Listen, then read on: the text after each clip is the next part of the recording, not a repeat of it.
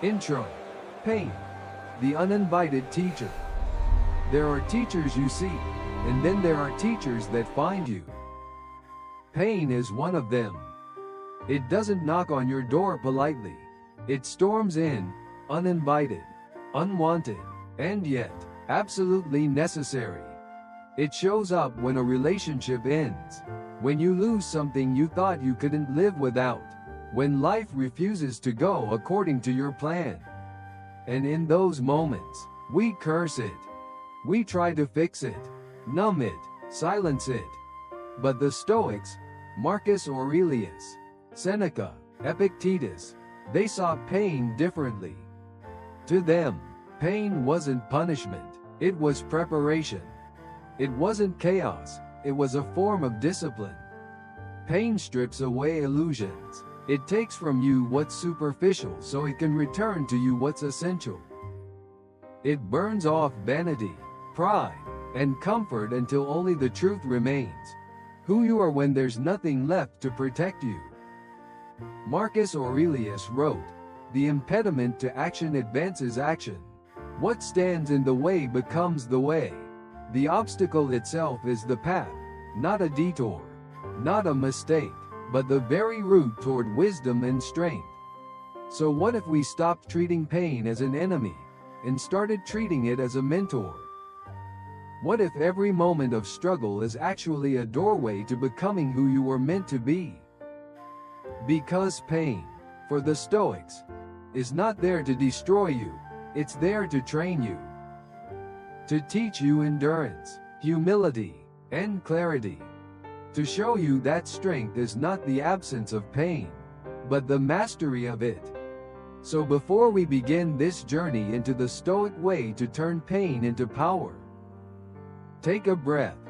Let go of what you wish hadn't happened. And allow yourself to see pain, not as a curse, but as a calling. If this message speaks to something inside you, subscribe to Legacy of Thinkers, where ancient wisdom meets the modern mind. Now, let's begin. 1. Accept what hurts without resistance. Most people spend their lives trying to run away from pain. We fight it, deny it, and drown it in noise, pretending that if we ignore it long enough, it'll disappear. But pain has a strange persistence. The more you resist it, the louder it speaks. The Stoics understood this truth long before modern psychology ever did. Epictetus said, "It's not what happens to you, but how you react to it that matters." He lost his freedom as a slave, and yet found freedom of mind, because he stopped resisting what was beyond his control. Acceptance doesn't mean liking the pain. It doesn't mean saying, "I'm fine," when you're breaking inside. It means acknowledging reality as it is, without dressing it up, without wishing it away. It's saying, "This is what's happening. I don't have to love it, but I can face it." When you accept pain, something powerful happens. The chaos loses its grip. The fear begins to fade. You stop wasting energy fighting the storm, and start learning how to stand in the rain. Marcus Aurelius reminded himself every morning, "You will meet difficult people today." He didn't resist that truth, he embraced it, and by accepting discomfort before it arrived, he robbed it of its power to control him. Think of it like a wave. If you fight against it, it will knock you down. But if you move with it, let it carry you, you eventually rise with it, not as its victim, but as its rider. Pain, then, is not the enemy. Resistance is. The Stoic secret is to surrender not to the suffering, but to the truth within it. Because once you stop arguing with reality, peace begins to speak. 2. Find the lesson inside the pain. Every wound carries a message. But most of us are too busy trying to make the pain stop to ever hear what it's trying to say. The Stoics believed that every difficulty hides a lesson precisely tailored for our growth. Seneca wrote, "Difficulties strengthen the mind, as labor strengthens the body."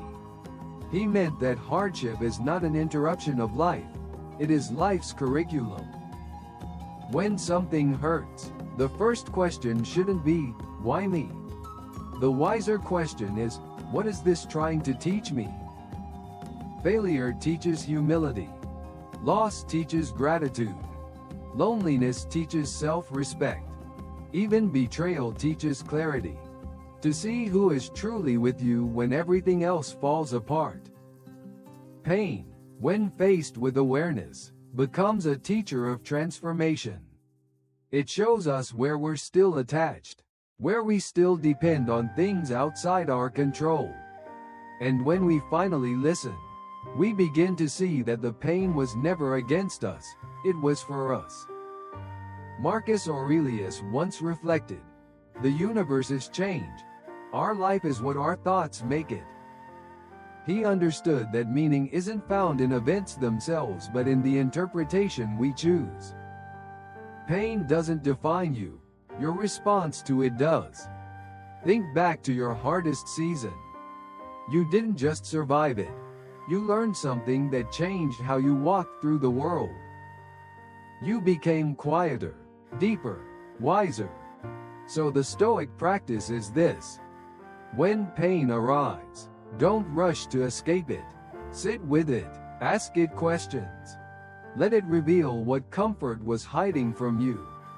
Because buried inside every hardship is a lesson waiting for the mind strong enough to listen. 3. Train the mind through discomfort. Discomfort is not the enemy. It's the gem of the soul.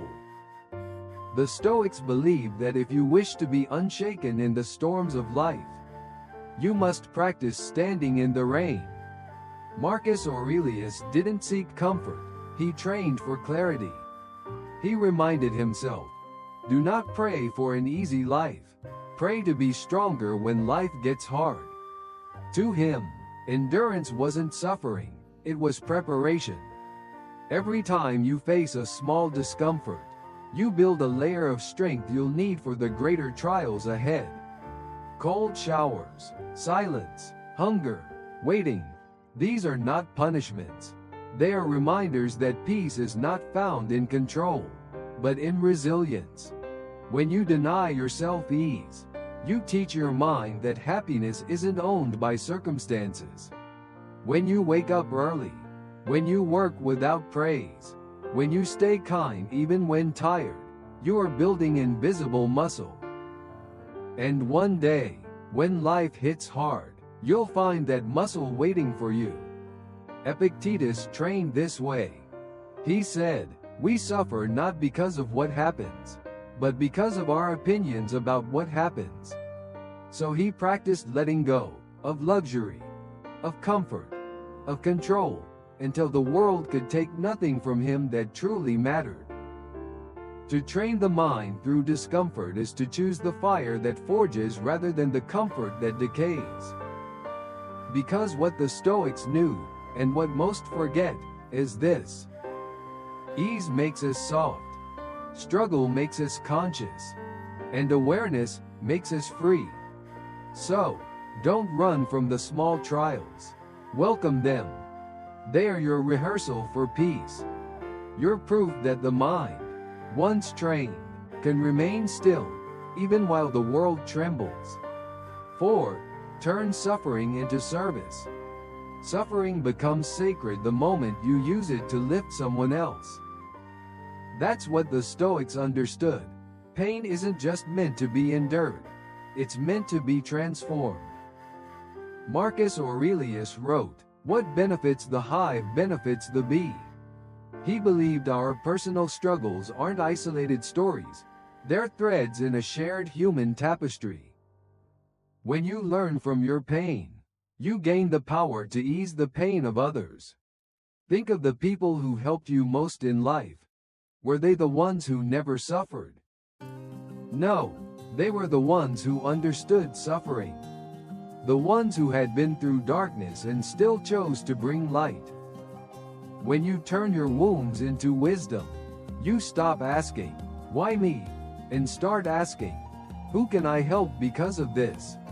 Your scars become maps for others still lost in the storm.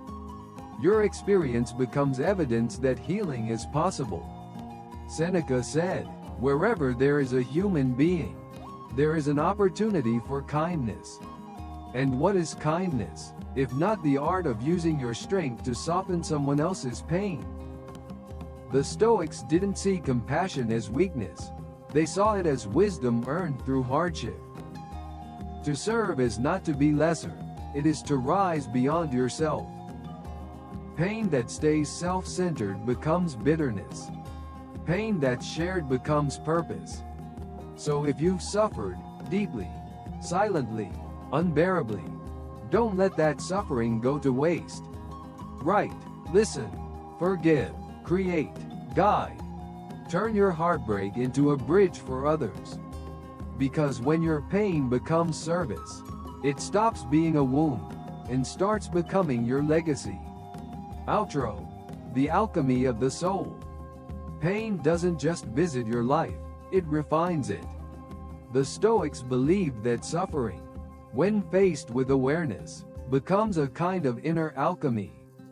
It turns weakness into wisdom, wounds into strength, and loss into love. Every moment of struggle you've endured wasn't wasted.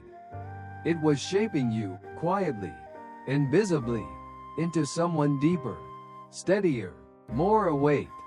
You've learned what peace really means, not the absence of chaos, but the ability to stand calmly in the middle of it. Marcus Aurelius once said, "Fire feeds on what is thrown into it." That's the secret of the soul. Everything you've been through, every heartbreak and failure, can become fuel for your becoming. The question is not, why did this happen to me? But, what can I create from it? Pain, in its rawest form, is potential. And when you meet it with understanding instead of resistance, you turn it into power, not the kind that conquers others, but the kind that conquers yourself. This is the alchemy of the Stoic soul, to look at life, even at its harshest, and say, thank you for the lesson. Because that gratitude transforms everything. If this message touched something within you, don't let it end here. Share it with someone who might need a reminder that pain can be sacred. Leave a comment. Tell us how you've turned your pain into strength.